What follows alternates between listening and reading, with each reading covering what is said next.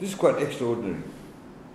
Here we have a political party pulling out something out of his head, decided to write a letter of complaint with absolutely no evidence whatsoever.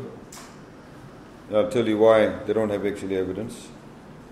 And then, of course, what is even more extraordinary is that the media decided to report that as if it was a fact. And even more extraordinary was the fact that ABC Australia decided to run a story on it, and the manner in which they ran the story as if it was a fact. And even more extraordinarily, when they ran that story, they did not cover the major response by the supervisor of elections. That the ballot papers, in fact, weren't no longer being printed there because they had already been printed 3 days prior to that. The entire allegation was on the basis the ballot papers were being printed and I tried to interfere with it. And that then the supervisor of elections did provide a response. And if you listen to the ABC story, of course run by Live Mavono, completely biased, and the ABC Australia decided to completely rely on what she said. Everybody is aware of Live's proclivity, political proclivity. I've got pages here of her Facebook posts. You can see she does not hide the fact she does not like the FijiFirst party. She wants the government to be changed. And then she obviously puts her spin on the story, but very dangerously, of course, ABC Australia takes it as a gospel truth. ABC Australia's story actually did not report the fact in that video piece that the ballot papers in fact had stopped printing 3 days prior to that. All journalists were invited. You all know that.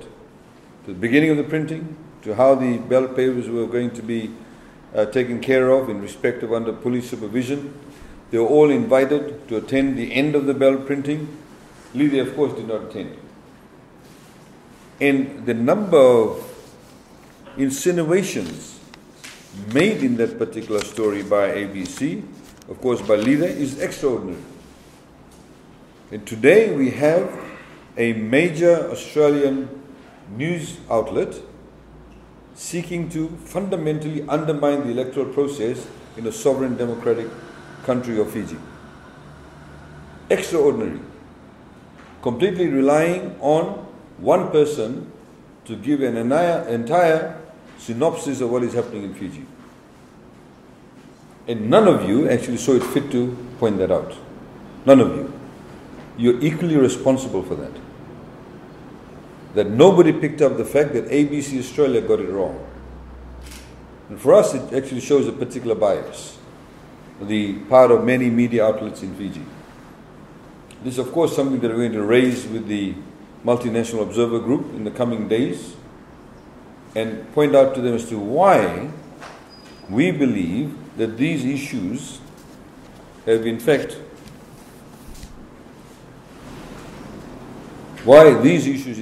are quite critically important to address. Now, we've been in touch with her. Our office has sent her a message. She's now just got a message here saying she returned the call. She has just come out of a meeting. She wants to send someone to interview you after this press conference. But they don't see it fit to come to this press conference. Yet they run such stories. NFP, without a single shred of evidence, put out this complaint.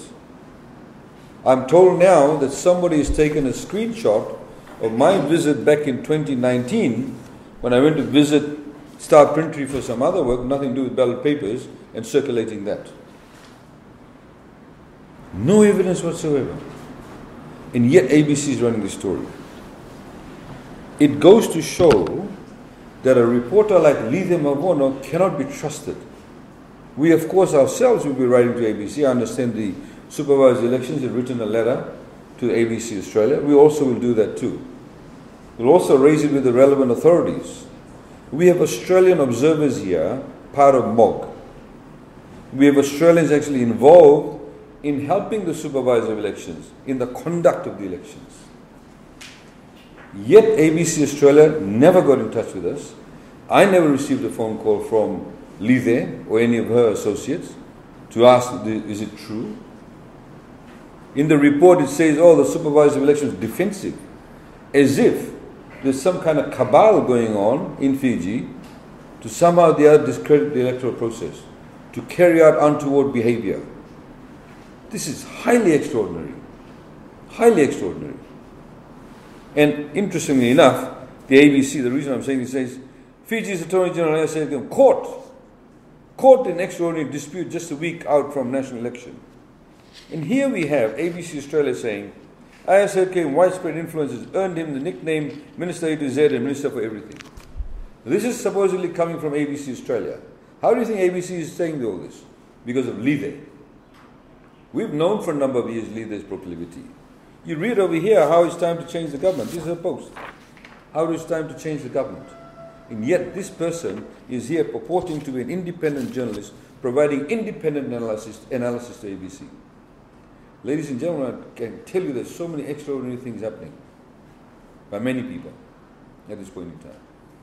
We are simply interested in ensuring that we have credible and fair elections. And there are people at every step of the way wanting to derail the entire process. Where is Bhiman Prasad? He gets some guy called Dilip Kumar, who is a registered officer, to write. Why hasn't he come out? In the same way, Bhiman Prasad did not utter a single word when you had some YouTuber who we know has been paid by some Fijians, who've been to India, paid them money to say that I'm doing a jihad on Hindus. He knows that there is no jihad, but he did not come out and say anything. Mahendra Chaudhry knows there is no jihad, did not come out and say anything. Because why? Because they are hoping that people will fall for that and vote for them. Vote against FijiFirst. This is the level of credibility of these politicians and these political parties. Why didn't this guy, whatever his name is, Ajay Amrit, come out and say this is not happening in Fiji? Where are these people hiding? Why are they trying to undermine the process? Why are they trying to divide us?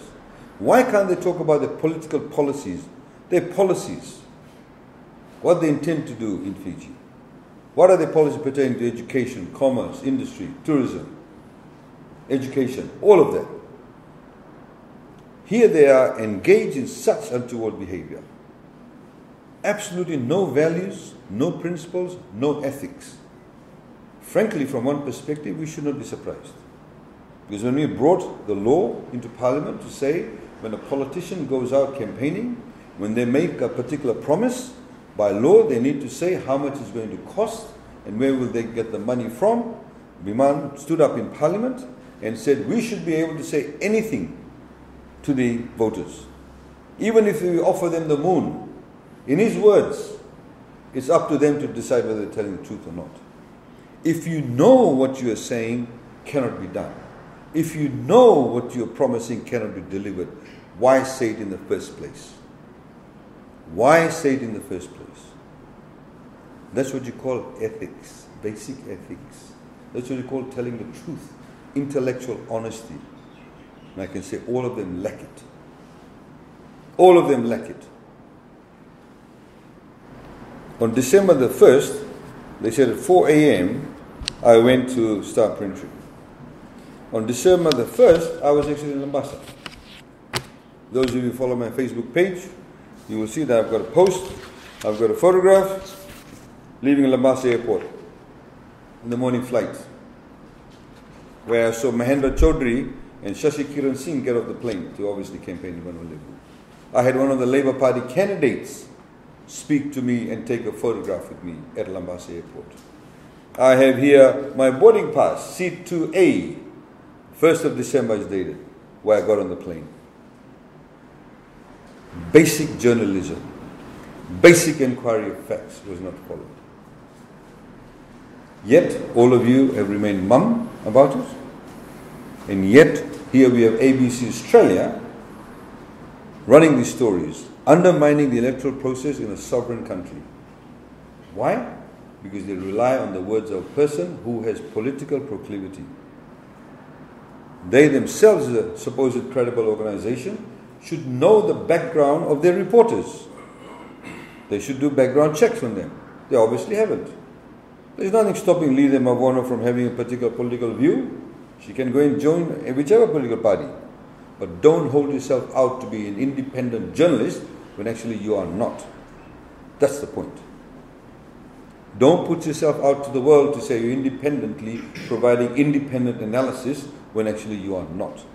When in fact, we are involved in obfuscation of what is actually happening on the ground. If you listen to the reports, if you watch the reports, you will see that as if there's some chaos happening in Suva. As if everybody's running around with ballot papers all over the place. As if the supervised elections are all compromised. Quite extraordinary. So ladies and gentlemen, that's why we're having this press conference. Here we are, rather than us being out in the field campaigning, telling people about our policies, we have to have this press conference because one person, one organization decides to use their position to undermine what is happening in Fiji. Ordinary Fijians need to be concerned about this. They need to be concerned about a political party like NFP that's trying to undermine the electoral process. They need to be concerned about people like Lida Mavono and others like her who seek to undermine the electoral process. It's very extraordinary. Implying that the ballot papers may be interfered with when ballot papers are no longer being printed there. It's actually quite extraordinary. So, that's what we're here to tell you.